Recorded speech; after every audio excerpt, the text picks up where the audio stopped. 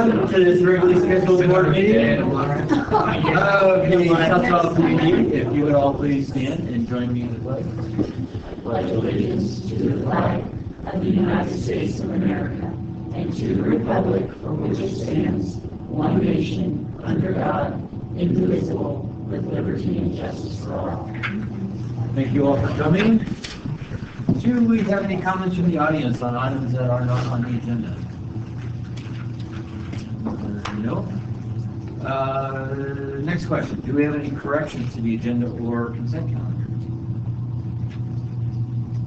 And I got the same answer as the first time. So, do we have a motion? I move approval of the consent calendar. I'll second that.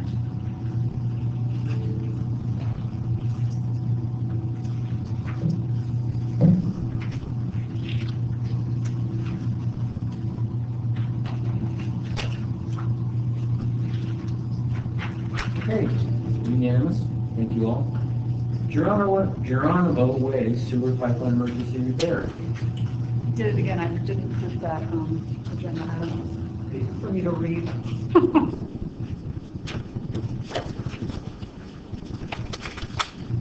Thank you. Good afternoon. I'm here to ask that we continue the emergency action for Geronimo Way, and I'll give you a little bit of an update of where things stand. Shannon and I went out last week with some representatives from the county to talk about the paving limits and how we wanted to proceed with the paving on the job. And I think it was a really productive conversation.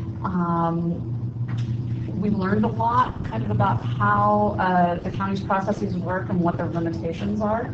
And we walked away from it, I think, with a better understanding of what we need to put in place for the future. So as these issues continue to come up, that we'll have a little bit more flexibility in working with them on some of these kind of collaborative street improvements as we get in and work on our sewer mains. So the bottom line is they have a lot of restrictions on kind of the order in which things happen. They were expressing concern that if we were put an agreement together that would allow them to reimburse us, but yet the paving was done before the agreement was signed, that it would get held up and we would not actually get reimbursed. And so after the meeting, they actually reached out and contacted us again with what we think is a creative solution that will allow us to go ahead and pave the entire roadway without the district footing the entire bill and allowing them to contribute.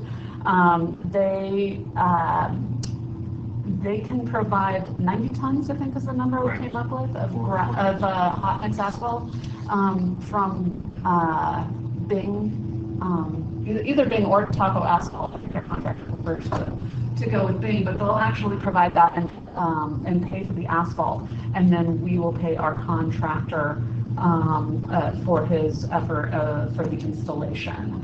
And so with that concept in mind, I went back to Dave Galusha and asked him for a new estimate, basically backing out the cost of that hot mix asphalt. And it looks like it's reducing the overall cost of the installation by about $11,000.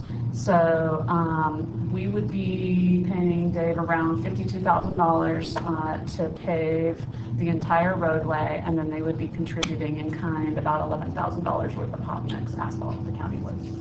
So another thing that came out of our discussions that was sort of hard to deny when Shannon and I were out there standing in the field with the representative from the county is that Brian Mullins, who is deputy, basically in charge of roads maintenance for the county, he said he wouldn't have agreed to us only paving half the road based on the alignment that we actually disrupted, because it kind of goes diagonally up the roadway. It's not a clean one half, the other half.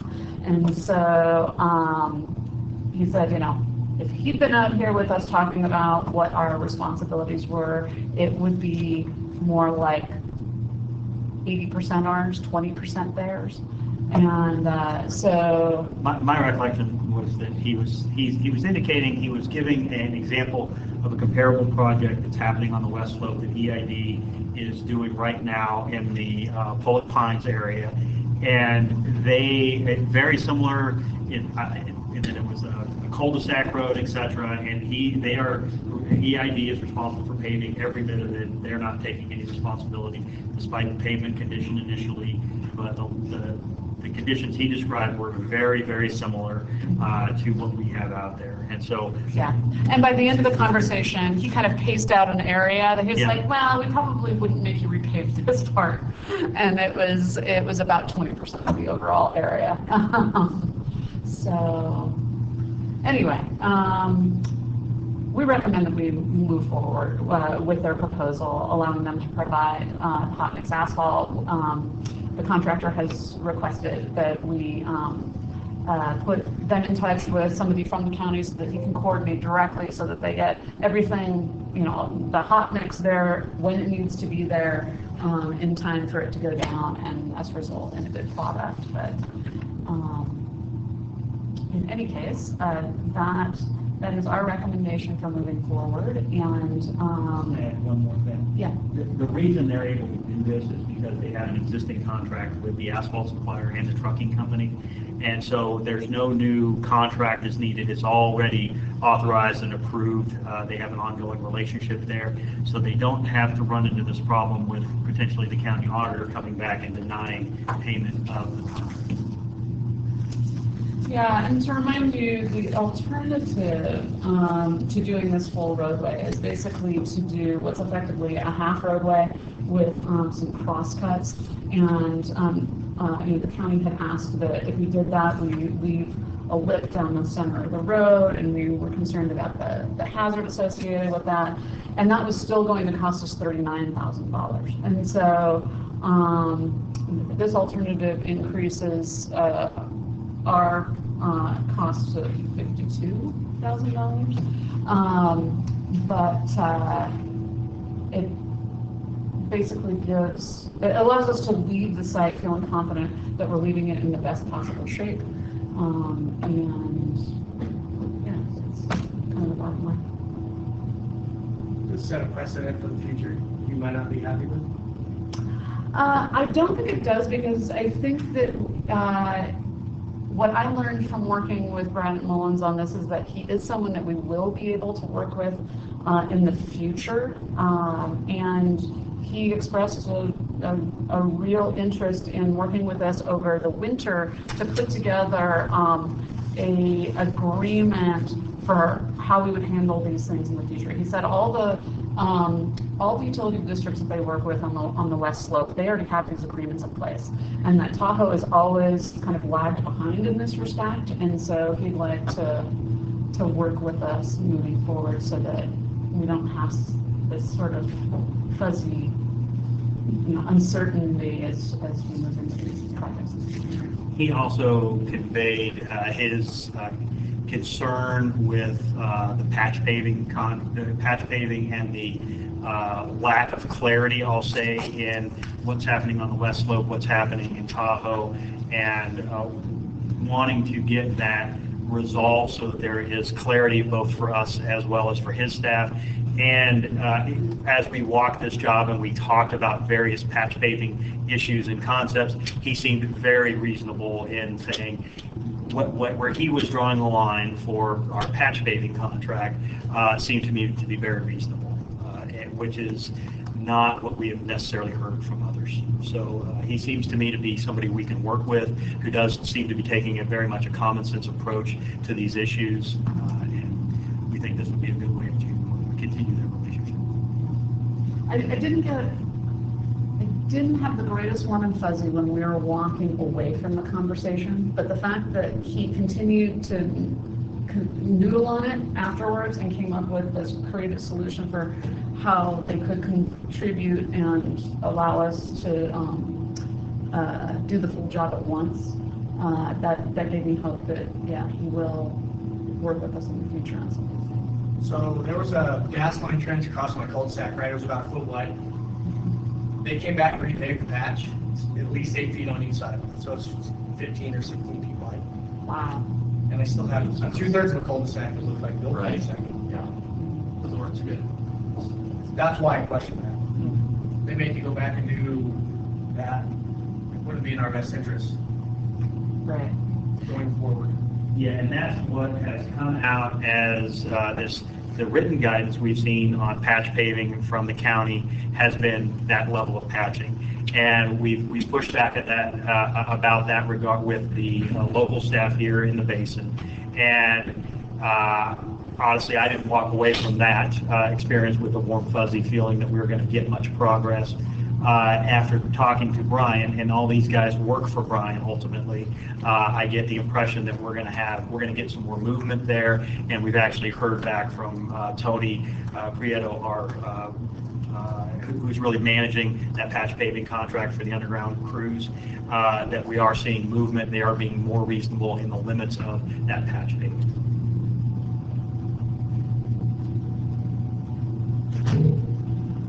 Just a kind of quick, where are we at with expenses on this repair? We have incurred just over $146,000 worth of cost from Jimmy to date. The only remaining work is the abandonment, basically the slurry backfill of the existing sewer main, and then the paving. And so even with this paving cost of $52,000, I think we will come in well under the $250,000 estimate that we originally gave you at the beginning of the job. I think it's important to use this to establish the agreement over the winter, and to have this agreement in place, agreed upon by everyone, long before May 1st, the grading season opens up in the 2020 season. Because we were going to have to pay 80%, you start to, based on the figures you gave before, 11 grand is, within that realm.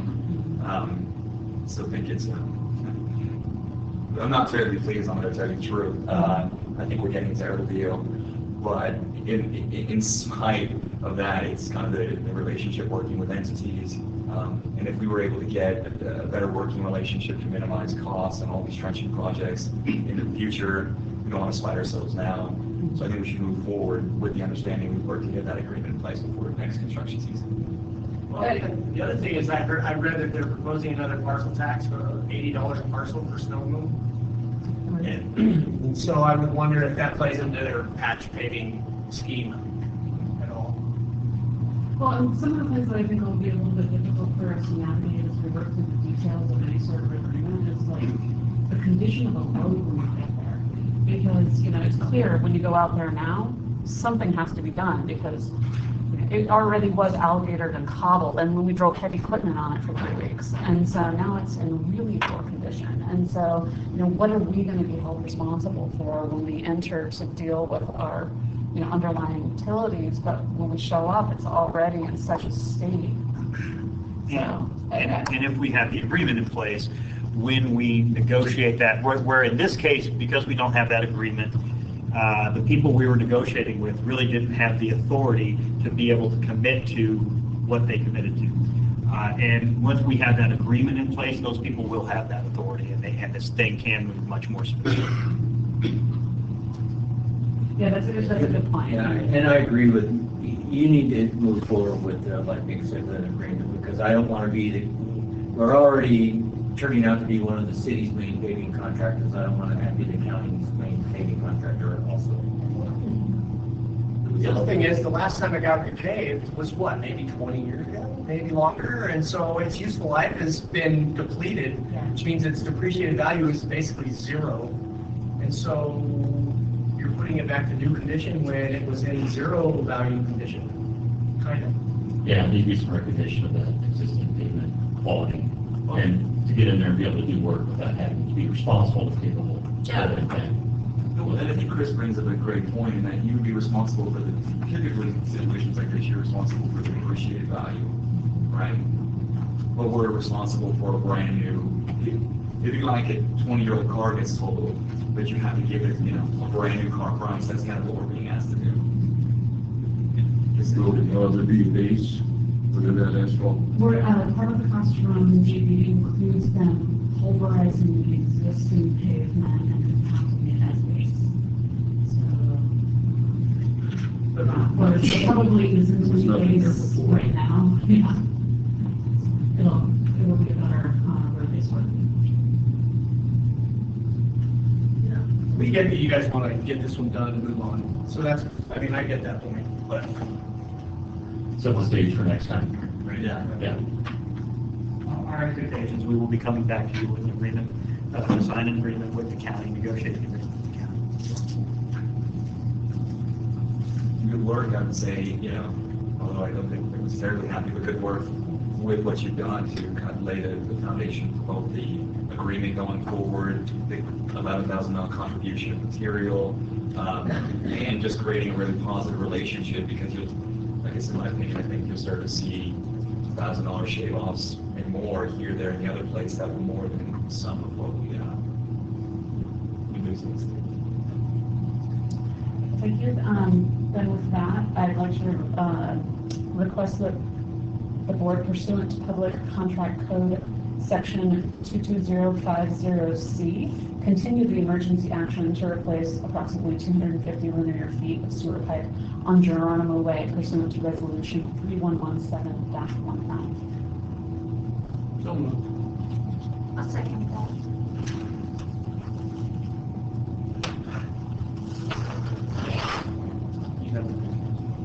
I have this one.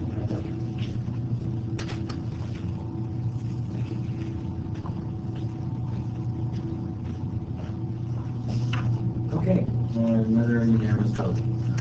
So on this next one here, we're going to talk about a new senior associate engineer. We're going to, I think, hear from Julie, we're going to hear from John, we're going to hear from the finance committee.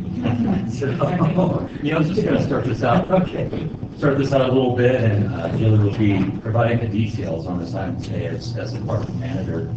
So, and I just wanted to mention that I've been working with Julie and Shannon on this for ever since January, really. So, been looking at a lot of different things. We've been looking at the dramatic growth in all of our upcoming projects and programs, which Julie will elaborate on. These are the goals set forth by the board as expressed in our 10-year CIP. So we looked at the various staffing options, implementation efficiencies, in order to bring this proposal to you today. And I'd say this is the most effective, cost-efficient staffing proposal. That's what we're bringing to you. We did present this to the Finance Committee a couple weeks ago, and at the last board meeting, Chris gave quite a detailed, I think, impressive recap of the Finance Committee meeting. So really with that, I'll turn it over to Julie and any comments from the Finance Committee. Yeah, so as John pointed out, this has been a long time in consideration. It started about a year ago as we really started to pull together all the information in support of the Prop 218 process, looking at the actual needs of our system, deficiencies on the water side, condition of gravity sewer mains that we'd never looked at before. And that really started to grow our list of needs at the district, and the board supported that with the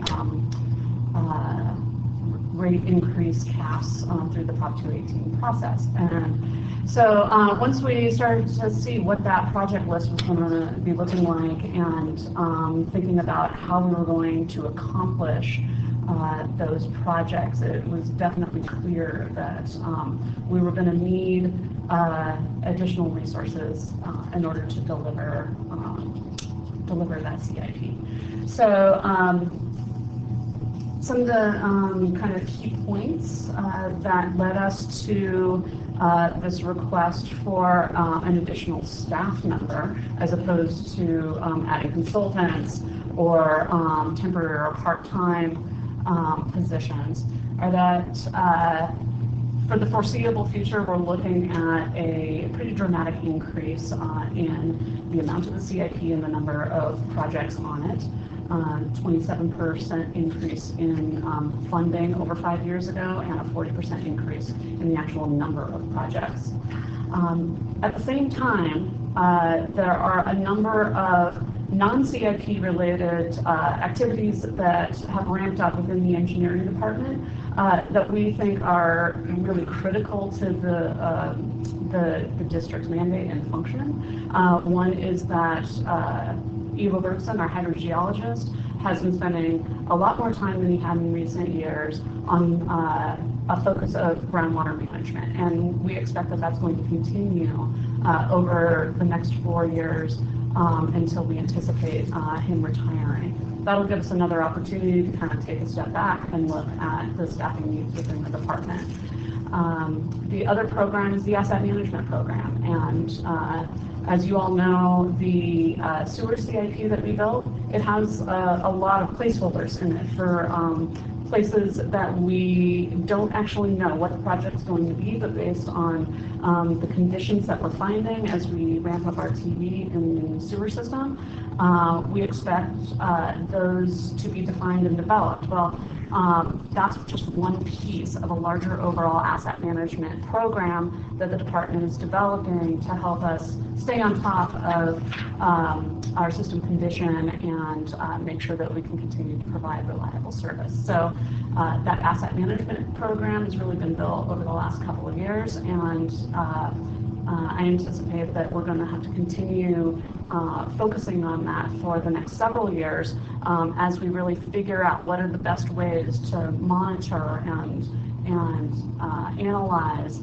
the information available to us about the condition of our nearly $2 billion worth of assets. So those two projects in particular, or two programs in particular, are taking a lot of time from our hydrogeologist, our principal engineer, and myself, that in the past might have been spent on moving toward the capital improvement program.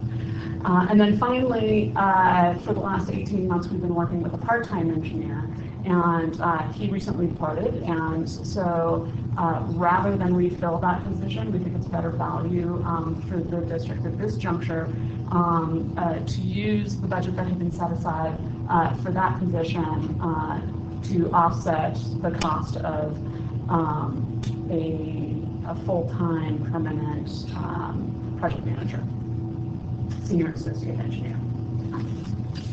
So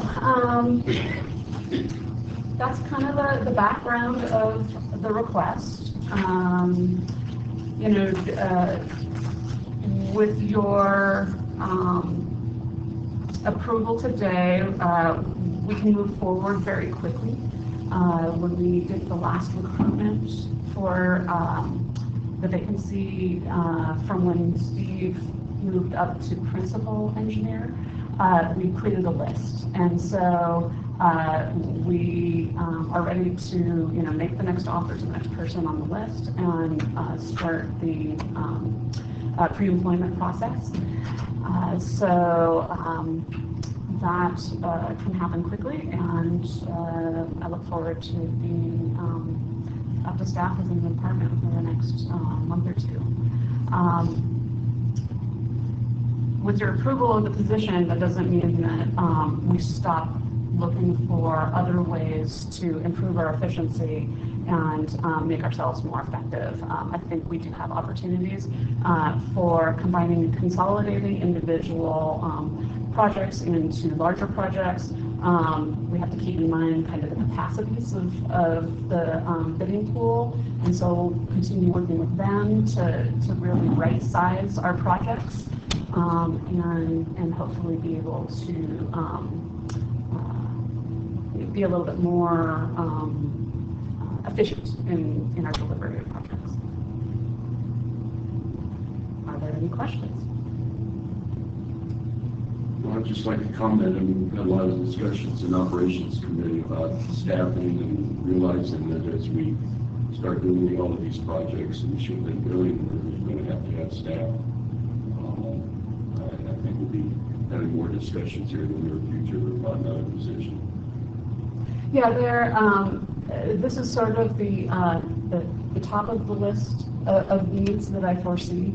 You know, until we have people to champion individual projects, it's hard to tell exactly what the needs are going to be at the staff level to actually move forward those projects in the most efficient way. You know, we know that we have holes in our inspection tier of the project delivery team coming up in the future. And so we'll start to evaluate what's going to be the best way to fill those holes. Yeah, we have 8 construction projects scheduled for next year, so that's up from 5 this past year and 4 a couple of years ago. So inspection is going to be a challenge. Yeah, and 2 full-time inspectors, and then we have a staff engineer and a project coordinator on the dedicated to the meters team. And so, you know, we're already talking about doubling up project coverage, you know, 1 inspector on 2 projects, that kind of thing, in order to try and be more efficient. And but we still have some holes to fill even with that. We have been using people from other departments, underground repair, heavy maintenance, stuff, that inspection coverage, but there's a limit to that. Yeah, without it having a negative impact on operations. Anytime you're putting something in the ground that you want to be there for 100 years, you got to make sure it's done right. Yeah. All the contractor, well, the inspector can be over here, and just look like guys working over here.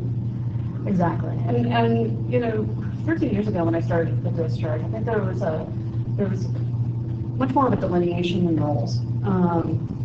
The field inspector was the documentarian for the district in the field, but didn't really venture into shop drawing review or contributing to the response to requests for information or things like that. And we started leaning on our inspectors a little bit more over previous years, which I think is actually really good for the project teams, because they're not just pigeonholed in this box where they don't know what's going on in the office, but it also it expands what we're expecting of them as well. So I don't want to spread them too thin so that they start missing things because we're asking them to take on all this. Kelly and Chris, you guys discussed this obviously more extensively in your meeting. Do you have anything to add on? No, it was a compelling argument, and ultimately the deal maker for me was the fact that we can start to reduce our reliance upon consultants and outside parties to get the job done. And Julie she gave us the numbers, and they make sense, right? Right, it's awesome. Multiple alternatives, and this might Yeah, seem to be the. I don't see it any other way, honestly. But we still have a limitation on how many projects you can do in a year, and you guys know that, and we know that, and hopefully this puts you up close to your optimal project number per year. And we might Keep going until we figure it out. Yeah, I hate the bottleneck to be the department's capacity to actually get the work done. You know, we might run into other challenges, like there's just not enough contractors out there to do the work. Not enough good days in the building season. I mean, Yeah. there's all kinds of Yeah. limitations. But it would, you've got a really good team upstairs that, you know, are really dedicated to their work. I mean, I think it would be very hard on the morale if they felt like they were the bottleneck. So, anyway, I appreciate the support. Oh, for sure. I was just curious about the $144,000 reduction in consultant costs, kind of the nexus between that and that. Well, how did we derive that number? It seems very round. And then also, when do we begin to realize those savings? Yeah, so the 144 that you're referring to, that is the difference between what was budgeted for the part-time engineer and what we would need for a top-level senior engineer. And all I'm trying to say here is that many of the projects that were on the CIP included a project cost markup, total project cost markup on top of the construction cost. So in some cases that was a multiplier of 30%, in some cases it was 10%. And so we have a buffer built into those budget numbers that will more than cover that $144,000 per year if we can do the work in-house instead of having to hire out to much more expensive consultants. So the establishment of that buffer is just for consultant kind of It's intended to cover, design, and it's intended to cover outside inspections, permitting costs, all those other things that are beyond the bid that we get from the contractor. So when we start putting the budget together for next year, those costs will basically shifted from the 10-year CIP plan into the O&M budget. But don't be, I want to make sure we're not misconstruing anything. We will be hiring contract consultants in the future, particularly when we have projects that we don't do well. We don't have the skill set already developed within in-house to deliver a particular type of project. We're going to hire consultants to do that work and design those projects. We're not going to train ourselves to do one-off projects. It's not efficient or effective to do that.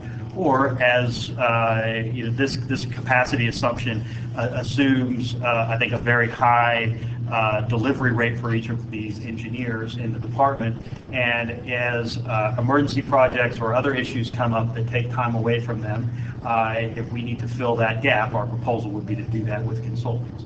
But we think with the planning that Julie has done, the way she's laid out delivery of the 10-year plan, this approach does it in the most cost-effective manner going forward. Yes, and the types of consulting contracts you can expect to see moving forward. They might be specialty trades like coatings consultants. You guys are used to seeing those, and the corrosion protection consultants that we've got to you recently. Electrical. We're not going to design our own electrical systems. Structural, exactly. There's only so far with structural design that we feel comfortable going with the skill sets. Unless we had a volunteer. Step into space. And then on the kind of My spare time. on the other end of the spectrum is like those larger projects that are just they may not be the most complex, but they're just too big for us to bite off ourselves. Luckily, because this 10-year plan that we developed last year and will refine this year with our annual budget process, it's really heavily geared towards underground. And so, like right now, we're developing our cast-in-place pipe rehabilitation specifications for future CIPP lining projects, and we're upgrading our gravity sewer main specifications. And so we're going to become experts in sewer main rehabilitation and construction. We already do all of our own water line designs, and so we'll continue to do all those types of designs in-house and not hire out consultants. Yeah, about half of the 10-year CIP is these linear projects that we can do in-house from us.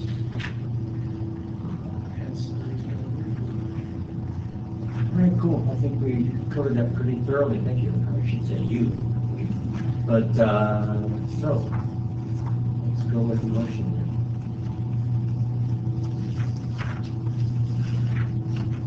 I'll move that we authorize the district staff to add a senior or associate level engineer to the engineering department staff and to eliminate part-time engineer from the engineering department staff. I'll second that.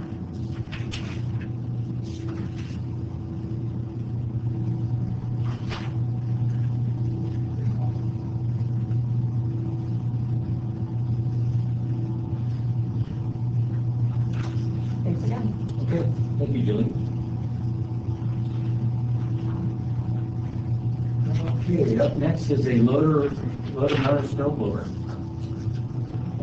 Reading about this one that broke from the 80s.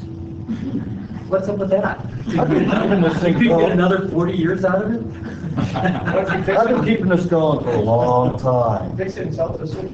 It's, parts of it are in better shape than the city, believe me. I know. I've gotten I said parts from the city. You need one, I heard.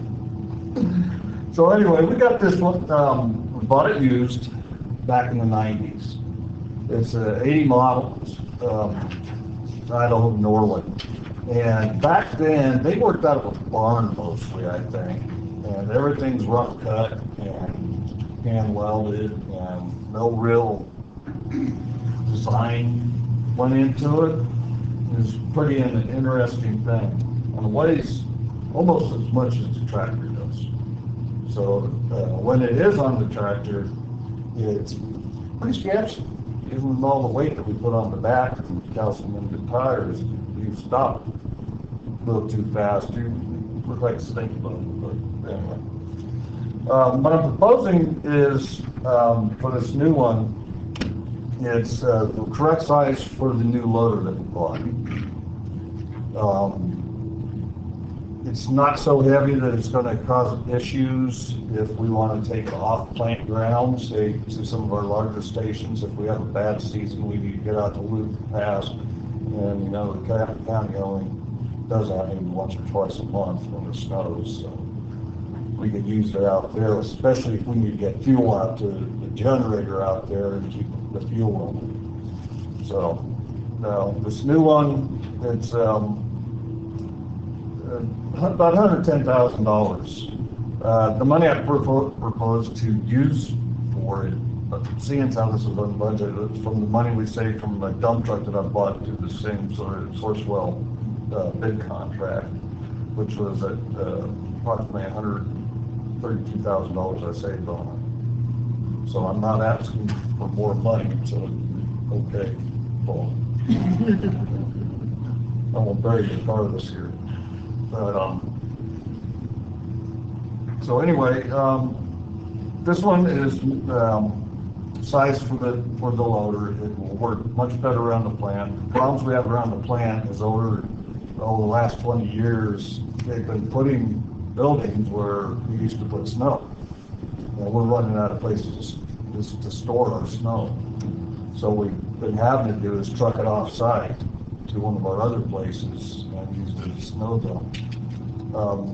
What we had been doing until last year when the old snow blower broke, is dumping it into our parking lot with the lower shocks. Now we can blow it up on the hill and out into the forest. And plus other areas around here, we keep it open better with the blower and everything. So anyway, that's what I'm asking. All right, I think given what you were dealing with and how long you've been dealing with it, it's a very reasonable request. Well, this one should last far longer than I'll be here. Me too. It's a well-made unit. I went through and looked at a lot of them and talked to a lot of people about this. Okay, so you called around and Oh, found yeah. people it's reliable and it's Yeah, fairly. this one's a similar design, but it's got the design. But not just, well, let's see, this piece of metal looks like it'll fit here. Anybody else have anything? I think the only problem I have with this is that as soon as we vote yes, you know we're gonna get into a 4 or 5 year drought. Last time I bought a snow blower, everyone in my neighborhood blamed me for the drought. It's not here. Otherwise, Well, you can blame me for a nice winter. other than that, no, I think it's great.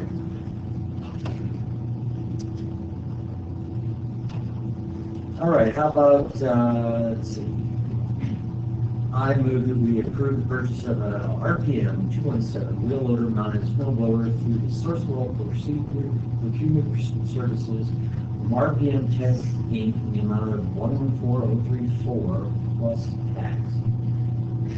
I'll second that. Can I use it?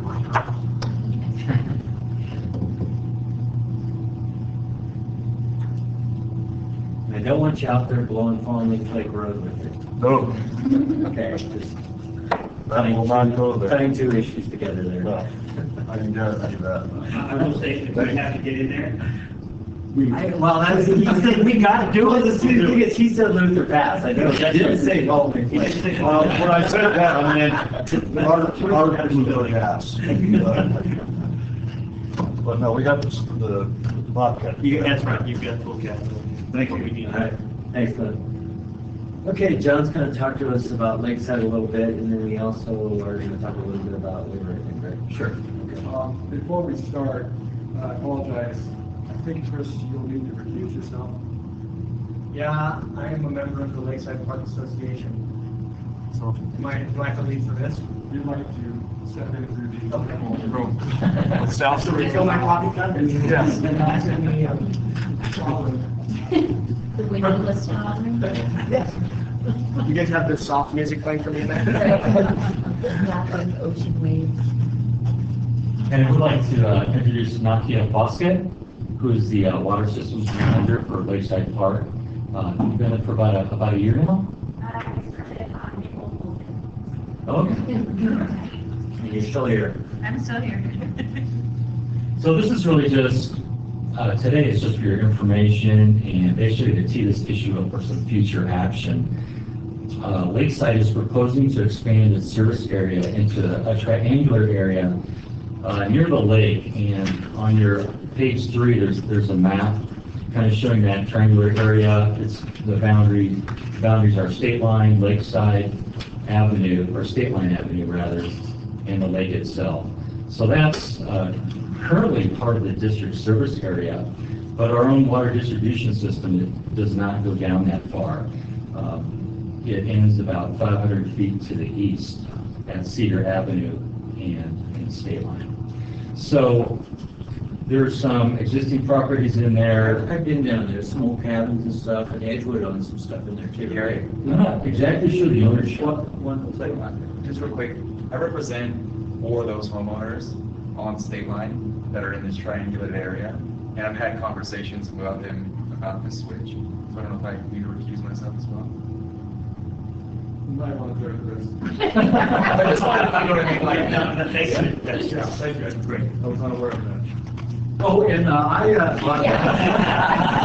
You can make a lot of I actually have to start to work in it. It was a while ago, and I mean, I did some survey of those lots. But you realize what happens when you try to get out of this? You draw the short Yeah, straw. I know the short straw, which is why I got stuck in the last class, right? So, okay. We'll wait for Nick to get out of here. All right. So this triangular area, there's some existing development in there. One of these on the lakefront homes was currently on a well. I believe everybody on this area is on a well. I'm not sure if any of these customers are currently served by Lakeside Park. Of course, they're not being served by the district. So they're on wells. One of these properties, wells went bad, or they want to get off a well. They approached the district about service. We gave them somewhat incorrect information at the front counter saying that it wasn't in our service area, which technically it's in our service area, but what's also correct is we don't have a water line that goes down to that vicinity. So we're not actively serving that area. This area is adjacent to the Lakeside Park system, so it makes some sense for them to serve this area. We believe that Lakeside will need to go to LAFCO and also obtain the district's approval in order to serve this area. So, you want to come on up? Oh, sure. Sure. I did contact LAFCO, and because Lakeside Park is a mutual water company, they don't, basically what we would have to do is file our final map with LAFCO, and that's pretty much the extent of their jurisdiction. Okay. We have, with that, we're just at the front end of this. Staff intends to do some additional research. I just started working with Gary. I think we plan to meet with Lakeside Park and bring more information and recommendations back to the board in the near future. Gary, anything else you'd like to add on this? No, I think that's spot on. I think, like the request came in, Lakeside is obviously mindful of our current agreement and not wanting to repeat those types of things. And so I think they did the right thing. So I'm going to work with staff and take a look at this and come back, I think, let's say, 2 weeks or, Lakeside's asked for the decision by the end of the month. So they're in 2 weeks now. So we'll see if we can get an answer to them. It just depends on what comes out of our discussions internally first, and what we think is in the best interest of the district. Okay. And Gary, in terms of the requested board action, can you kind of reiterate what that should be? Yeah, I think we were just wanting to make sure that, you know, what we're proposing as far as looking into this was consistent with what we're not asking for you to make a vote or take any action. We want to make sure that proceeding this way is what you'd like us to do. Yes. Thank you. So, I didn't see any heads shaking sideways, so I think we're good with that. But I think, Thank you. okay, let's go find our board members that are. There a vote? Dave might be in a parking lot on his phone, I don't know.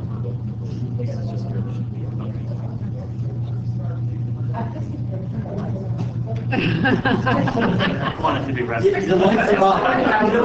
You put that meditation. Yeah, I just see the discussion protocol room, the dark lights are out, that's all I need.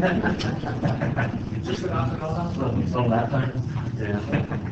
Okay, well, you guys are back just in time for payment of claims. I move approval of payment of claims in the amount of $1,423,561.11.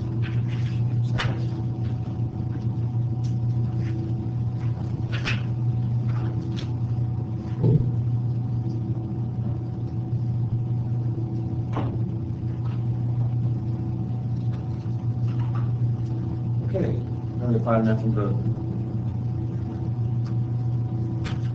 Okay, what's that bring us to? It looks like standing AD-HOC committee reports. Do we have any? Okay, how about board member reports then? Jim, you were just at Aqua, weren't you? No, we had a phone conference call this morning with the Aqua headwaters. We're still working on the revisions. Okay, Shannon, you were talking I about was at the Aqua board meeting. Oh, okay, that's what it was. Sorry about that. Sure, go ahead, Jim. That's it. Still working on the revisions to the report that was put out 5 years ago. Okay, cool. I don't really have any reports. So I guess we move on. Is there anything going on with the Eldorado County Water Agency? The September meeting was canceled, and there is a meeting next week. Next week, starting an hour early. Yeah, and it's going to be at the Board of Supervisors chamber, or whatever you want to call it, and it's a presentation by the water. Includes a presentation on the strategic water resources master plan.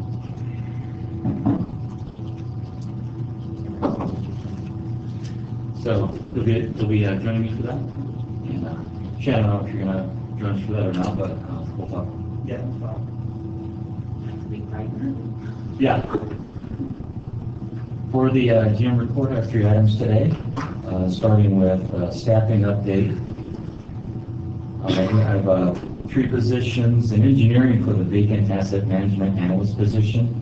After about a 4-month cross-training effort, we now have an internal job posting. So we're expecting 4 in-house candidates to apply and then interview at the end of the month on October 29th. So looking forward to that and perhaps get the engineering department back to full strength, but we'll see. A couple of those applicants are from the engineering department itself. So. Secondly, in the pumps department, we have 2 current openings for a pump station operator, with an additional one expected in the next 6 months or so due to a retirement coming up.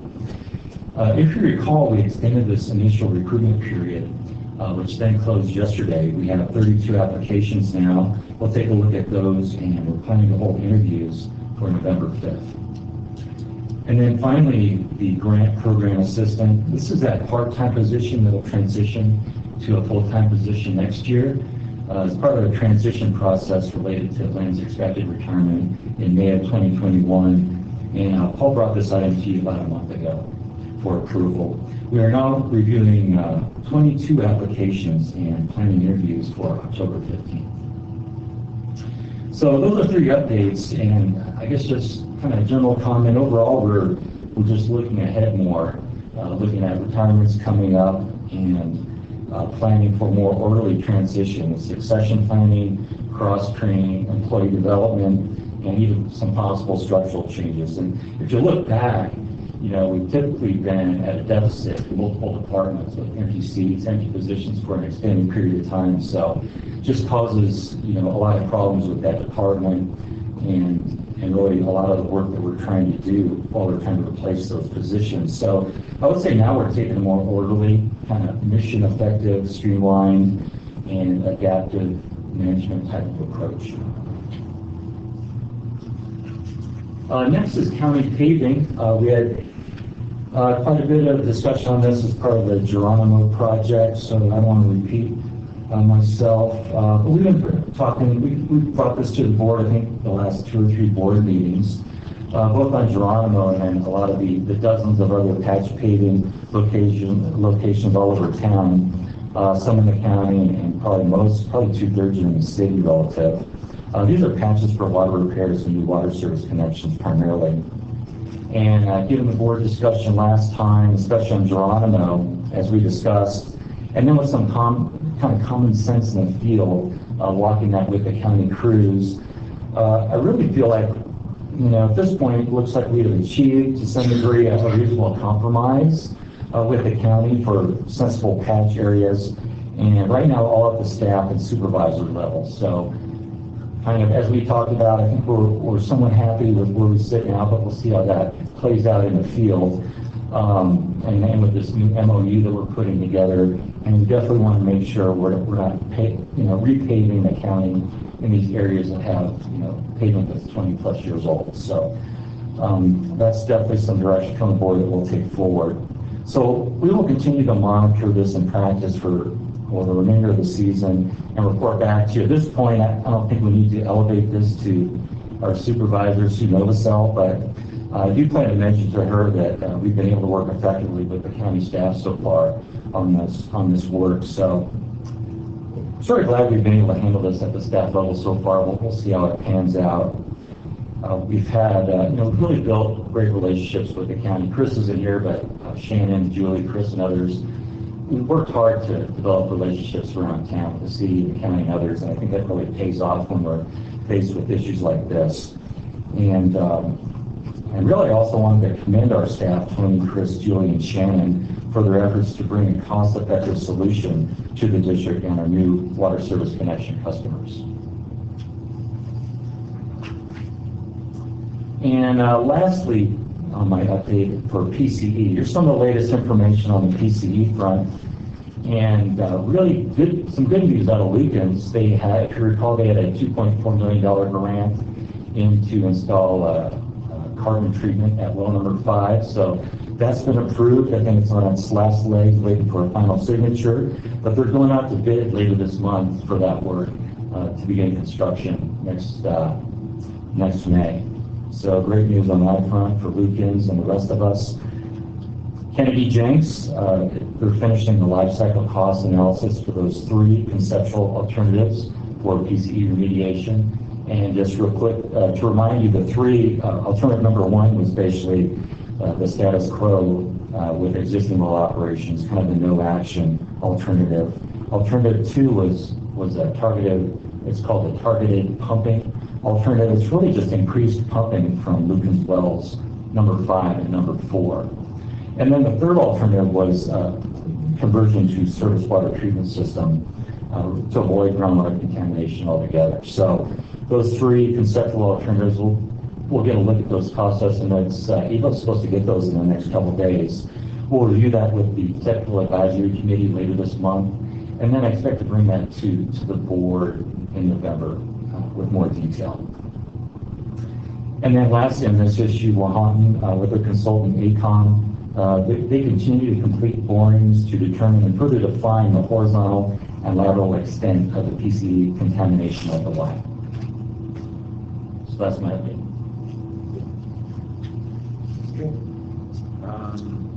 Looks like, I don't see, Doug here, looks like we have an upper Turkey sewer volunteer. Oh, okay. I'm done. Yeah. Upper Turkey sewer update.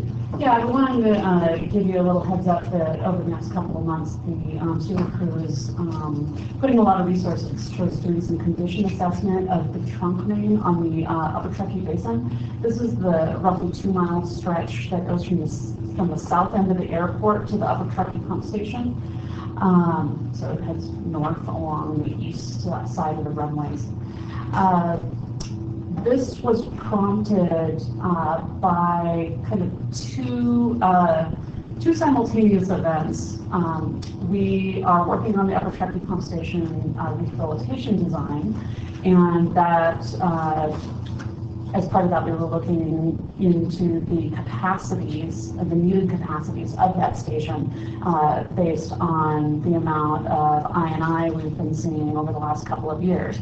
At the same time, the consultant team that was working on the sewer flow monitoring network that we installed a couple of years ago had finished their review of the 2019 data.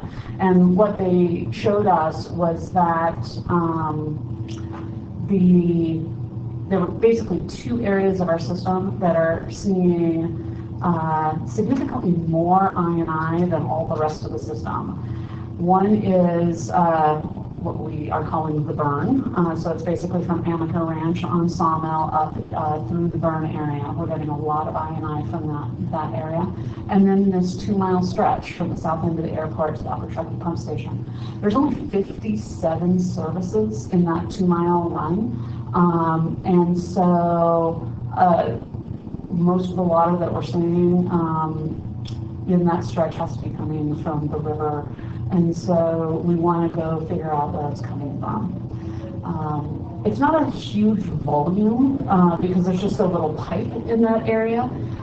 But when you look at kind of the amount of I&I you would expect per linear foot, the number is really high. So anyway, before we get too far ahead of ourselves with the Upper Truckee pump station design, I figured this was the time to see whether there is a need to roll into this project a rehabilitation of that 2 miles, or maybe we go out there and we just find like a couple of spots that need point repairs. So anyway, we decided it was in the best interest of the district to actually put the Upper Truckee pump station project on hold while we can do a condition assessment of this 2-mile line. And unfortunately, because of the location of the line, it's a relatively difficult one for us to inspect.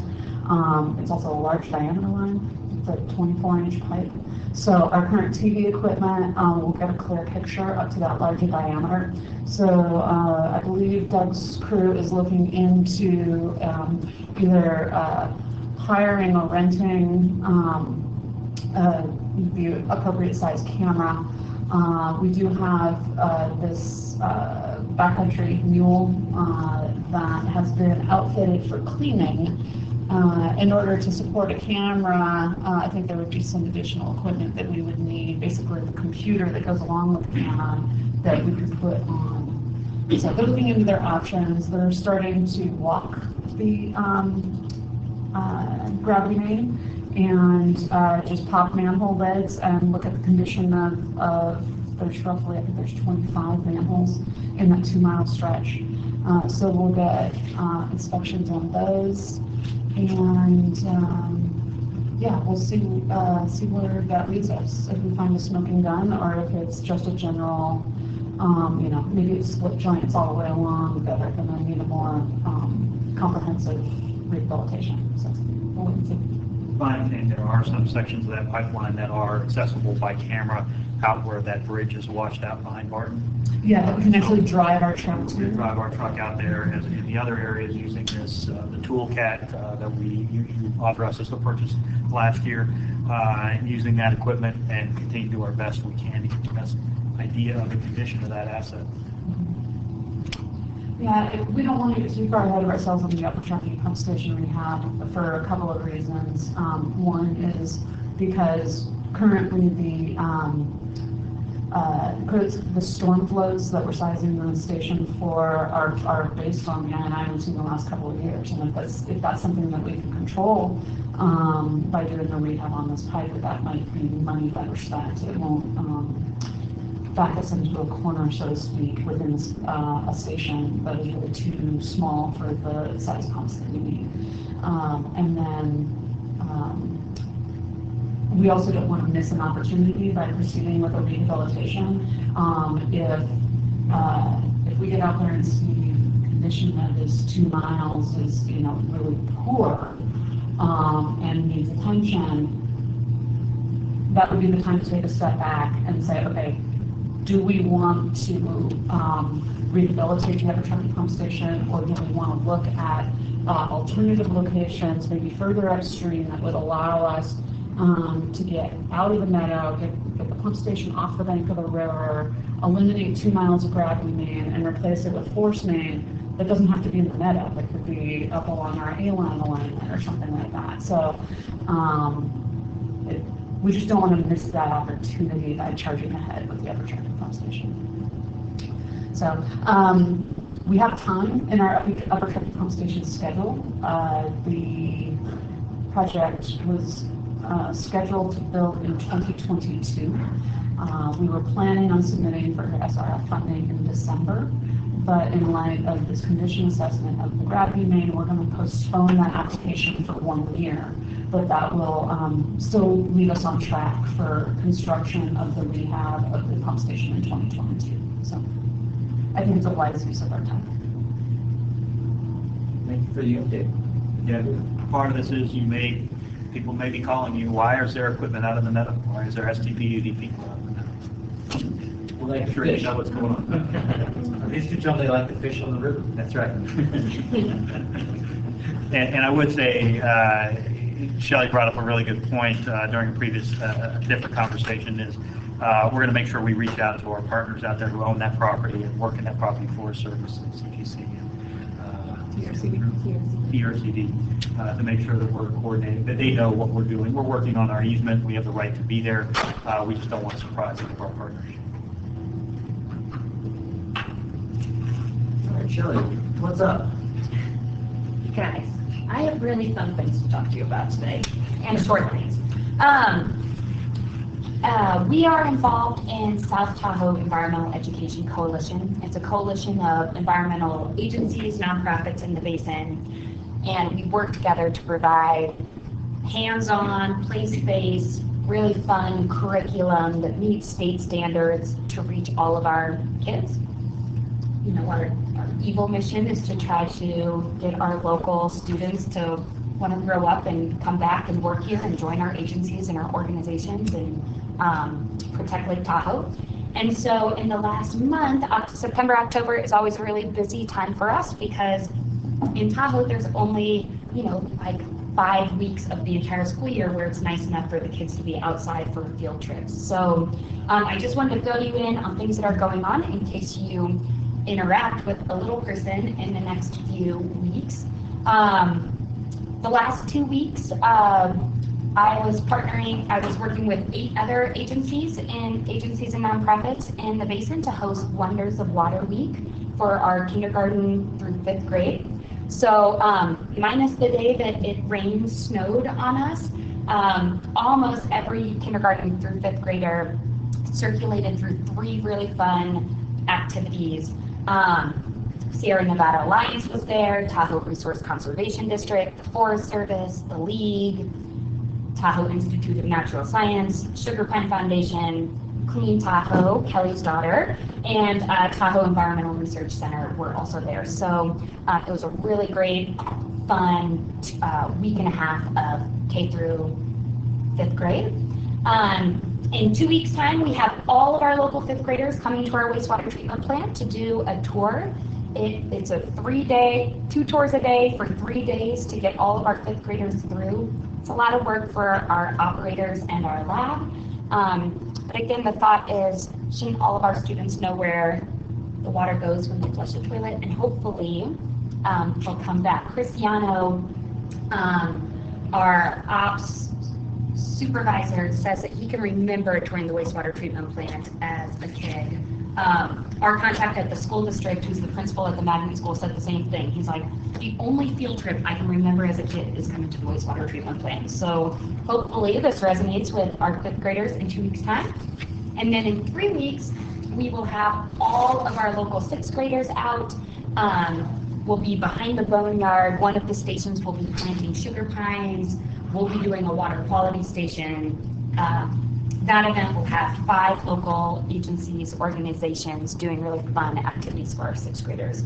So it takes a lot of my time for a 1 month period to do all this education, but the bang for the buck, I think, is really there. We hit every K through sixth grader during this 4-week period. So just a heads up that kids, if you see a little person, ask them about it because we have found them. And then Nick, I don't know if NPR has Tahoe Land, which is a podcast right now, and Nick was just featured in the last one talking about climate change and things that are happening in South Tahoe. So just a plug to check that out.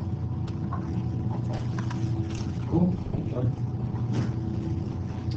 I think I have the last one. Yeah, you're up, Shannon. I think I've had more conversations about district property in the last, say, 4 weeks than I've had in the previous 5 years. So to recap, things you know about, we're still working with Verizon. They're moving forward to put a tower behind the boneyard and here at the district property. Yep, it looks like a palm tree. Exactly. That's our goal, something really that stands out, neon color. AT&T wants to go on that site as well, so they're negotiating with us, beginning negotiations with us to acquire ground rights to go on that tower, and we're basically working on the same premise of the same kind of funding or same kind of fees on a monthly basis for them as we do with Verizon. They are also, AT&T is also interested in, and we're working with them on doing a temporary cell, basically a trailer-mounted cell site that would go back here next to the little shed in our district parking lot, which would not interfere with our operations at all. That is to serve the snow globe, but would extend from a time perspective all the way through until this tower is up and installed and their facilities are running. So that's probably going to be about a year. And we're in the process of negotiating those agreements with them. Verizon has also contacted us about our David Lane booster station site and wanting to evaluate working with us to go put a full-size cell tower on that site as well. That is a little bit more complicated in that we're negotiating and have been in discussions with CTC to put to do a land swap there, to put a trail in that area to cross our property. So there's definitely some more complicated issues associated with that, but we're working with them on it to see how that could play out. We've also been contacted by John Shear, who owns the water sports and snow sports over by shop over by our Tahoe pump station. He's looking at purchasing the property from the city for areas behind the area behind him, and the city is also interested in selling that property along with the one that's behind our Tahoe facility. And so he contacted us, wanted to know what we were doing there. We have had conversations with the city about that property. In staff's mind, it would be beneficial for us to acquire that. That's been a place where we've had a lot of homelessness that has done things like broken into our engineering manager's car and stole stuff out of it, as well as spreading debris, I'll say, across our lot and creating some problems for our staff. So we're interested in acquiring that. That would also give us room for additional access to our facility that we could actually put in, we would have the ability to access that building from the back and that pump station from the back of that property, which would be very beneficial for us. But we'll see how those negotiations go and what the offers are. Maybe we can do a land swap with them or something that is mutually beneficial. But then also working with John Shear, he's interested in fencing and how we can work with that with our neighbors there to improve those lots. Lake Valley has contacted us and had some just brief informal conversations with them. They are still very much interested in the post office site out here, and moving their Golden Bear fire station onto that facility. They have pursued some funding, and they're looking for grants to try and make something like that happen. In the past, we have been approached by private entities interested in that facility as well. These folks, the fire department is still very much interested in it. They'd like to see something happen there. It's a matter for them of getting money together to make something viable. We've also been contacted, we had some questions by David Jenkins about microcells, these little cells that they're putting on utility poles, asking whether or not the cell tower companies could come in and install those facilities on district property without for example, if we have an easement on someone's property, could they come in and install those facilities on our easement? The way our easements are written, generally speaking, those easements are really for water and sewer, so we don't see that as being viable. We have not been approached about doing that. There has been a couple of those microcells have been installed on utility poles here in the district, but we haven't been approached by them. We don't foresee those being an option within the easements that we have. There has been some California legislation that would allow them to do that, but that was vetoed by the governor last year. So we'll see what continues to happen with these microcells and this 5G approach. We've also been approached by a local company to install basically a Wi-Fi antenna on our Keller Tanks site, the tanks that we're taking down. We provided him with the information and the requirements that we're making Verizon go through to install theirs, and he indicated those prices seemed to be too high to him, and so he wasn't interested in pursuing that further. What was in that legislation that was vetoed, and I think may well come around again in the future, is that for these microcells for Verizon and others, if we are allowing private entities on our facilities to install assets on our facilities, then we can't restrict Verizon or AT&T from doing the same thing. And so it really kind of it ties our hands in how we negotiate those contracts and those potential impacts in the future. Something we're paying attention to and we want to be cautious about. But that's our property update. Yeah. Any questions? Well, we'll cross that bridge when we come to it. Absolutely. Okay. Yep.